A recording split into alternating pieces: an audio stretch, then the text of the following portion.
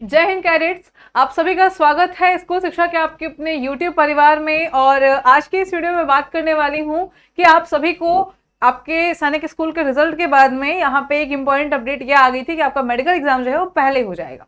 अब कुछ बच्चों को मेडिकल के लिए बुलाना शुरू किया जा चुका है, उनको हॉस्पिटल जो है वो अलॉट किए जाने शुरू हो गए हैं।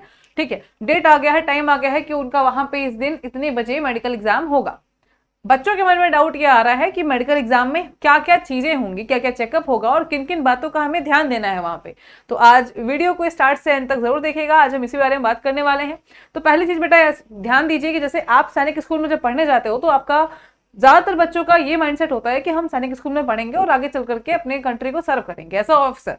ठीक है, हम नेवी ज्वाइन करेंगे, आर्मी ज्वाइन करेंगे। तो आपको यहाँ पे मेंटली, ठीक है, फिट होने के साथ में फिजिकली भी फिट होना है। तो उनका एक क्राइटेरिया यही रहता है कि आपको जब आगे चल करके आपका जब एकेडमिक शुरू होगा तो आपके पढ़ाई लिखाई के साथ साथ में आपको फिजिकली ट्रेन भी किया जाएगा, है ना। आपको चीजें सिखाई जाएंगी, एक्स्ट्रा करिकुलर एक्टिविटीज होंगी, तो उसके लिए आप बिल्कुल फिट हो कि नहीं हो, कोई दिक्कत तो नहीं है। ठीक है, तो इसलिए आपका मेडिकल एग्जाम होता है यहाँ पे।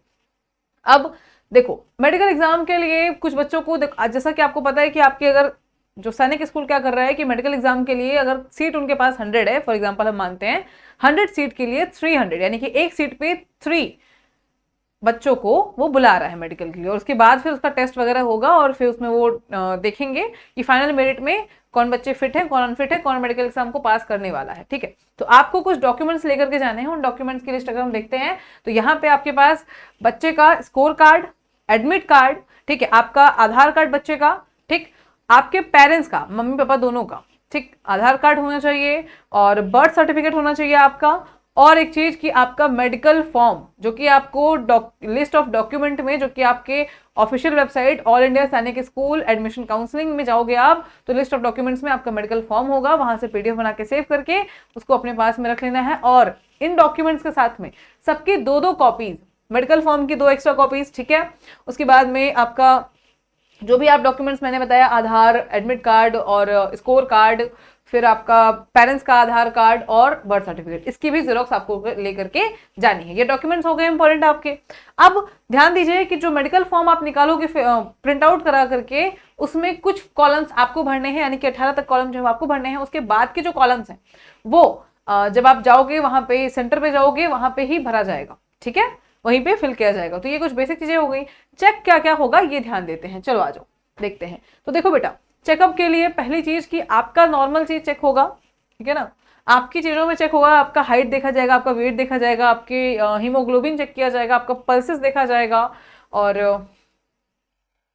उसके बाद में आपके यहाँ पे बॉडी कंडीशन को देखा जाएगा, स्किन हेल्थ देखी जाएगी, ओवरऑल बॉडी देखा जाएगा, ठीक है ना। आपका चेस्ट मेजरमेंट होगा, हार्ट लंग्स की कंडीशन देखी जाएगी, ठीक है। स्टमक चेक होगा, मतलब ये सभी चीजें आपकी नॉर्मल जो रूटीन चेकअप होता है, बॉडी चेकअप होता है, वो सब देखा जाएगा। ठीक, इसके साथ में ये चेक किया जाएगा कि आपने जो, इससे पहले पूछा जाएगा कि आपने जो बर्थ के टाइम पे जो इंपॉर्टेंट वैक्सीन होती हैं वो आपने ली है कि नहीं, ठीक है ना, वो पूछा जाएगा। उसके बाद में आपका कुछ डिसीजेस देखो, जैसे अगर आप मान लो, कभी कभी क्या होता है कि हमें कोई बीमारी नहीं होती बट हमारे पेरेंट्स को कोई बीमारी होती है, जैसे हार्ट डिजीज हो गया या टीबी वगैरह हो गया, तो वो आगे चल करके जीन्स के थ्रू चांसेस ये होता है कि हमें भी हो सकती है, तो वो चीजें वो पूछते हैं।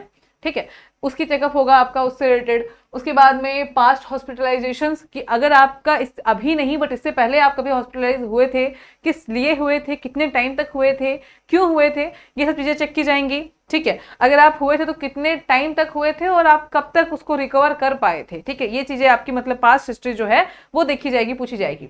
ठीक है, प्रीवियस सर्जरीज, अगर आपकी कोई सर्जरी हुई है तो वो किस चीज की हुई है, कैसे हुई, उन सभी चीजों का ध्यान देते हुए फिर वो आपको एडमिशन लेंगे। मतलब इसके लिए परेशान नहीं होना है, बट ये उनका काम है करना, क्योंकि अगर आप जो ट्रेन किए जाओगे तो उसमें आपकी ट्रेनिंग थोड़ी सी अच्छी होती है। ठीक है, तो वहां पे कोई ऐसी दिक्कत आपकी उभर करके ना आ सके, इसलिए वो लोग ये सब चीजें चेक करते हैं। ठीक है, तो वो बस ये देखना चाहते हैं कि आप मेंटली, क्योंकि आपने रिटन एग्जाम क्वालिफाई किया अच्छे मार्क्स से, तो आप मेंटली तो बिल्कुल फिट हो, ठीक है, आप फिजिकली फिट हो कि नहीं। ठीक है, वैक्सीन आपने लगवाई है कि नहीं, ये कुछ बेसिक आपके चेकअप हो गए। उसके बाद में आपके ब्लड प्रोफाइल में देखेगा, यूरिन टेस्ट भी होता है यहाँ पे, ठीक है, ये सब वही होगा, सेंटर पे ही होगा। ठीक है, कोई हिडन डिजीज तो नहीं है, ये सब चीजें वहां पे चेक की जाएंगी। उसके बाद में आपका, ठीक है, हाँ, यहाँ पे आपकी आई टेस्ट होता है, ठीक है, आपके ईयर टेस्ट होगा, आपको मतलब सब कुछ आई टेस्ट में आपका सारा, कि आपके लेंसेस ठीक है कि नहीं, कलर विजन आपका ठीक है कि नहीं, आपका नाइट ब्लाइंडनेस जैसी कोई दिक्कत तो नहीं है, ठीक है, इन चीजों को देखा जाएगा। आपके ईयर टेस्ट होंगे, नोज टेस्ट होंगे, थ्रोट टेस्ट होंगे, ठीक है, सारे टेस्ट होंगे। आपके डेंटल टेस्ट भी होते हैं कि कोई कैविटी तो नहीं है, दांतों की संख्या तो पूरी है ना, ये सभी चीजें आपकी चेक होंगी वहां पे। तो ये सारी चीजें हैं जैसे नॉर्मल रूटीन चेकअप होता है वैसे ही।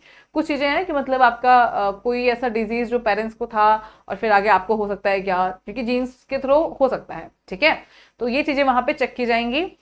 दूसरी चीज की एक यहाँ पे तुम्हारे लिए ये रहेगा सजेशन कि तुम जब वहां जाते हो तो जो चीज तुम्हारे पास में है, जैसे तुम्हारा ईयर है, ठीक है, ईयर चेकअप होगा वहां, तो आप ईयर यहीं पे घर से ही अपना साफ करा करके जाना तो बेटर रहेगा, ठीक है। बाद में फिर दिक्कत होगा, या फिर अगर मान लो उनको कुछ चेक करना है और फिर वहां पे आप थोड़े भी अगर उसमें जर्म्स लगे या फिर गंदा ही रहा तो वो आपको वहां पे डांटेंगे, वो अच्छा नहीं लगेगा। इसलिए अपना अगर आपको पता है तो क्लीन करके जाओ, ठीक है, ये सजेशन रहेगा तुम्हारा, ठीक है। एबिलिटी देखेंगे, आपकी हेयरिंग एबिलिटी, मतलब सब कुछ डेंटल में। अब ये नहीं है कि आपका दांत अगर एक कम हो गया कि बोल दिए कि मेरा बचपन में एक दांत टूट गया था या एक दांत में मेरी कैविटी लगी है तो क्या होगा, दिक्कत नहीं है बहुत, बट वो उसको क्योर करेंगे कि हाँ ये चीज है इसके साथ में तो हमें इस पर ध्यान देना है, या आपको बताएं कि आप इसको सही करा लो, ठीक है, तो बेटर हो सकता है, ठीक है, ये चीजें होती हैं, वो चेक करेंगे सभी चीजें। तो ये आपके बेसिक चेकअप्स हैं जो आपको ध्यान देना है। वैक्सीन को देख लीजिएगा कि आपने कौन कौन सी लगवाई हैं, आपके पेरेंट्स को पता होगा। डॉक्यूमेंट्स मैंने यहाँ पे बताए, यहाँ पे कौन कौन से डॉक्यूमेंट्स इंपॉर्टेंट है, आप उसको पास में रख लीजिएगा अपने, जीरोक्स निकलवा करके, ठीक है, ठीक।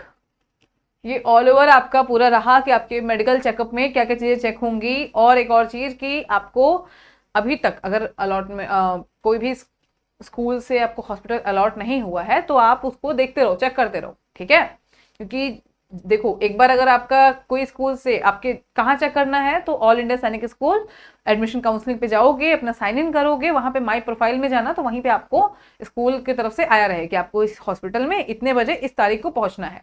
वो चेंज नहीं होगा, आप उसमें कुछ भी करो, आपको बाद में हो जाएगा, नहीं होगा, जहां भेजेगा वहां जाना है, तो आप चेक करते रहना।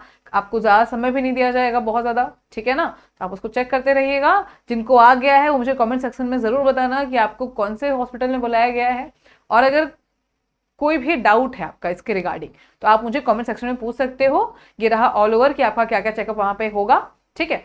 और एक चीज कि अगर आपने स्टार्ट से एंड तक वीडियो को देखा है तो वीडियो को लाइक एंड कमेंट जरूर करिएगा। बाकी कोई डाउट है तो आप कमेंट सेक्शन में जरूर पूछिए, वीडियो के माध्यम से उसको बताया जाएगा। थैंक यू सो मच, जय हिंद।